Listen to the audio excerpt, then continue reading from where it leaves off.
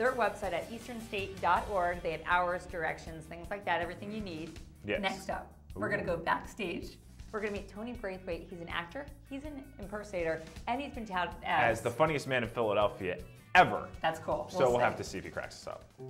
So, starting at the top, may a love-starved fruit fly molest your sister. We're not saying molest, but what if it was? I grew up in a very extroverted family where love was judged through laughter. We don't often say I love you to one another, we say I laugh you. We could make each other laugh, we could make each other feel loved. And I'm the youngest by 9 years in my family. As such, my nickname is Whoops. And being that young around all these adults, I had to develop a skill set to keep up. And I always credit that age gap with being the inspiration, the passive inspiration, if you will, for wanting to be an actor. First French kiss from a diseased camel.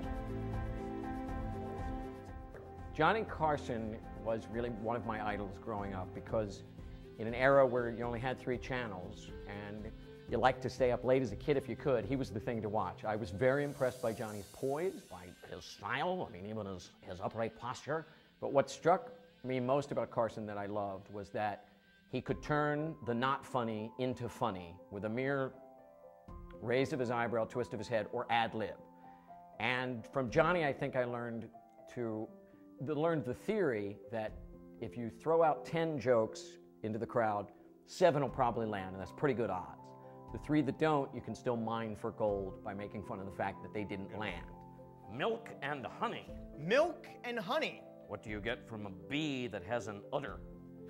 Udder is funny. I also would imitate, I loved Lemon and Mathau, so I would imitate Jack Lemmon like this. He would talk like, Walter Mathau would talk like this, because all their old movies would be rerun.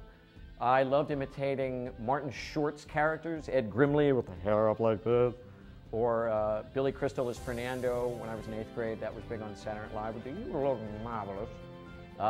Anybody I could, Kermit the Frog is a littler kid singing, hi ho, Kermit the Frog here. Yeah, what you staring at? You can put your eyeballs right back in your head, honeys. The feeling of being on stage is a feeling that I am addicted to, and I would think any actor would probably say something similar. There is no greater joy than experience an audience being with you, and you can feel it. You can absolutely feel when their energy is with you and when their energy is not. And to be in that rhythm is something awesome. And since I tend to be fortunate enough to do a lot of comedies, we know right away whether or not the audience is with us.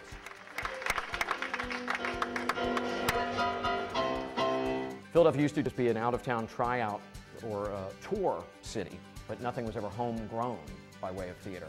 And now we're known as the theater town, one of the handful in America, where people, I'm fortunate to be one, can make a living and sustain it by being an actor, a director, a dancer, a lighting designer, through mainly the theater. I am very grateful that I get paid to make people laugh, because I would be trying to do that whether I got paid or not. Thank you.